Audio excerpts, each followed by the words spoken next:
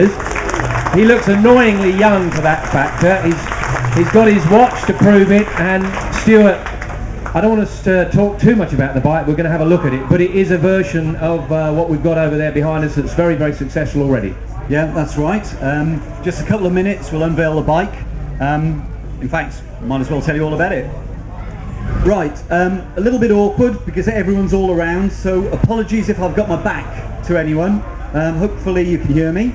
So, right, we launched the Tiger Explorer earlier this year. It's been on sale since March, and in the UK we've sold 895 bikes. It's the best-selling bike over 500cc in the UK. Okay, so it's very, very well received. We're very, very pleased. Customers like it. Worldwide so far, about 3,500 bikes. So we've been listening to our customers and responded.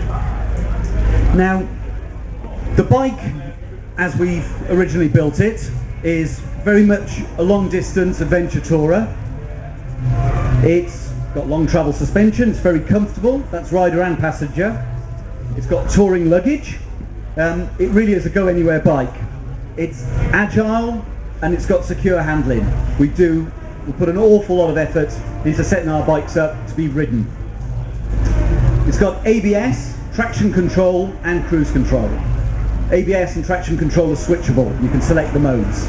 So again, very, very flexible. It's got an absolutely fantastic 1215cc engine, 3-cylinder engine. How many people have ridden this bike? We got anyone around here? Yeah? That's good. Load of people already. It's got ride-by-wire. That gives us a lot more control, throttle control. We've got 121 newton meters of torque, 137 PS. So this is a pretty serious motorbike. It's got all the touring capability, but it's got power and torque as well. So, as I said, we always listen to our customers, listen to the dealers, and we've had some very specific feedback on this bike. And we've had a lot of feedback, especially from Australia, South Africa, and America, some parts of America. Now, this is an adventure tourer bike. For most of us in Europe, adventure touring is holidays, okay? Some parts of the world, that's an everyday occurrence. They're living in fairly remote places, the roads aren't very good condition, there's lots of potholes. So they actually need and demand a bit more. So, ladies, if you'd like to take the covers off.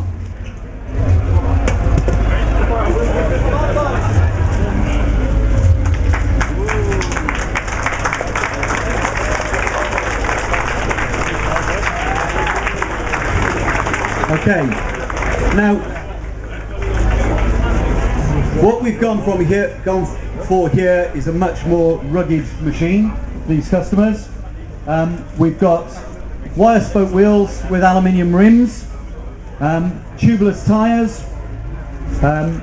You basically just need that rugged off-road durability if you're going to be using this bike daily in those sort of conditions. With the wheels, obviously, for anyone who's in a remote area, you can true the wheels, you can actually repair them. We're going to be offering spokes and rims, so you can actually rebuild wheels if it all goes horribly wrong. There is clearance in there for C-profile tyres as well. Obviously not recommended for road use, but some of these guys are using their bikes off-road all the time. In addition to the wheels, we've got the handguards now as standard. That gives you a little more comfort, and if you're riding with other guys, you do get a bit of protection from stones flying out. We've got twin 55-watt fog lamps as well, as standard on the bike.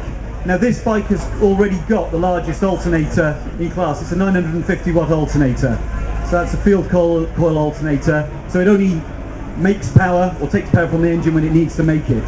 So it's very efficient.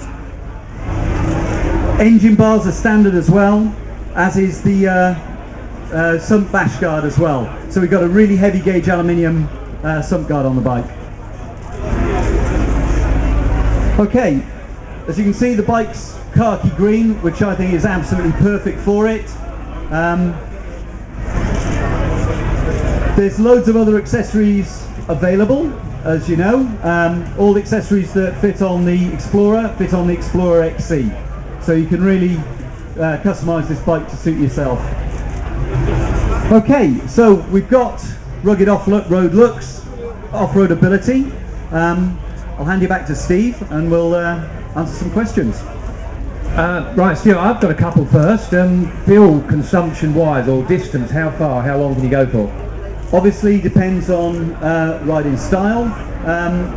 Fuel economy is very, very good due to the ride-by-wire. So, okay, if you take your really extreme standard 80 kph or 90 kph figures, you're talking at just under 70 miles to the gallon. Now that's not real road riding, obviously, but that's a fair comparison to other vehicles. Engine protection bars, they were designed in the James Bond film, were they? That's right, that'll get you through anything. To me, the first impression is it looks incredibly rugged. It's sort of, I don't want to knock it in any way, but it's like the Land Rover of motorcycling. Well, that's really a cool analogy. I like that. It's a genuine off-road bike. We expect most riders to use this bike on the road most of the time, and it's been set up with that in mind.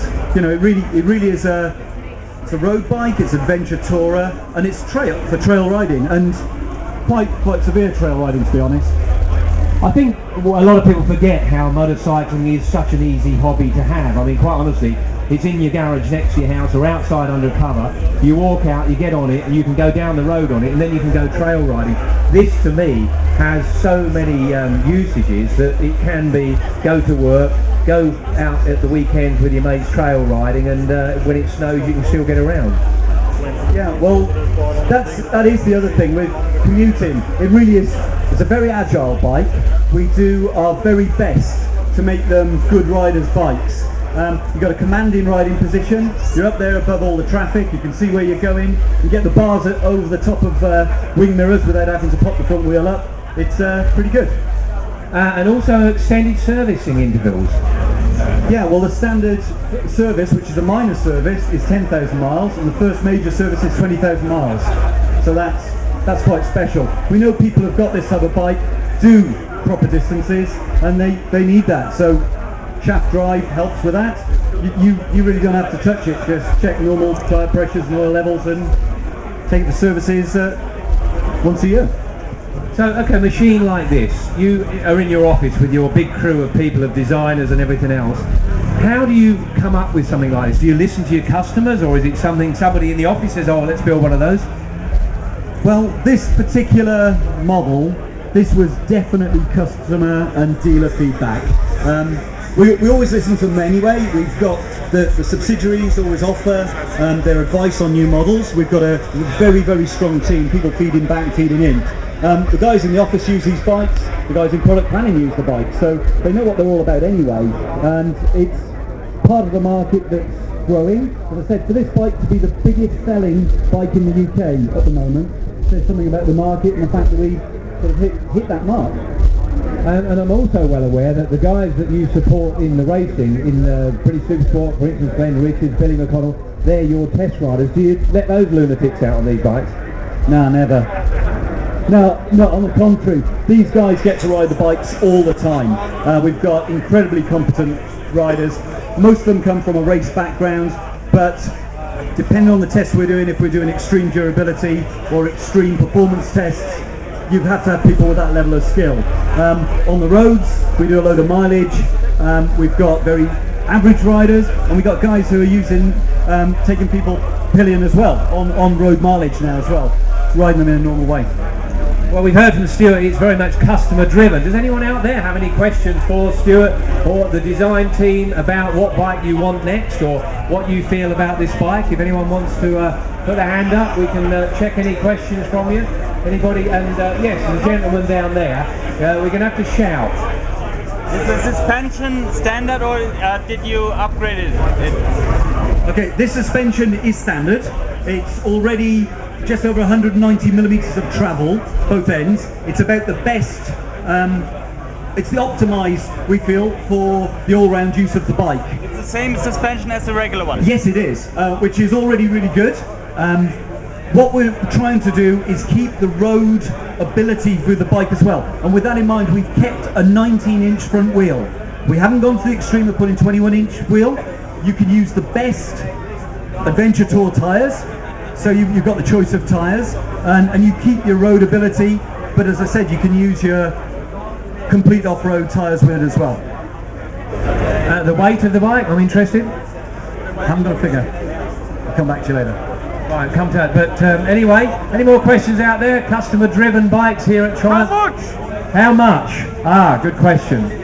What do you reckon? I haven't got a figure for that. You're going to have to keep an eye on the press, on our website.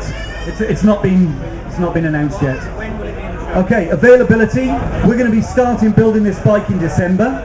It'll be in the dealers for March. Okay, so right for the start of the season. So I'm sure your dealer will take an order now. Okay? And we'll work a price out, don't worry.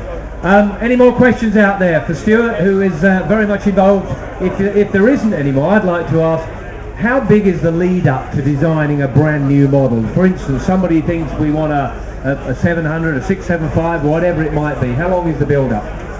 Well, that bike was probably about 4 years. It was something like the Tiger Explorer was nearer 5. Okay, there's a lot more involved with things like traction control and learning and teaching ourselves those new technologies. But with the Daytona, we were already on a roll. We knew where we were, so we got into that a lot quicker, and we knew exactly what we wanted that bike to be. So what's in the pipeline? Absolutely stacks. We have loads going on. We're now up to design offices 260 people. That's a huge proportion of the Triumph Hinckley workforce. It's nearly half our workforce in Hinckley. There's a huge amount of investment. Mr. Bloor puts everything back into the business, and that means it all comes out as new bikes for you guys. So you told me you've been with the company 25 years now. Can you believe the growth, the way that this company, relatively small, started off? For me, I'm astonished by it. Yeah, well, we're astonished as well. We hold our competitors in incredibly high esteem and respect. When we started out, we had major Japanese manufacturers with 25% of the market. At the moment, Triumph's, for the last 2 years, we're at 20% of the market and well ahead of I think that's got to be the end of it. We've lost the mic. There was a gentleman over there with a question. Where was he? Probably going to come around here. You'll have to come over there because our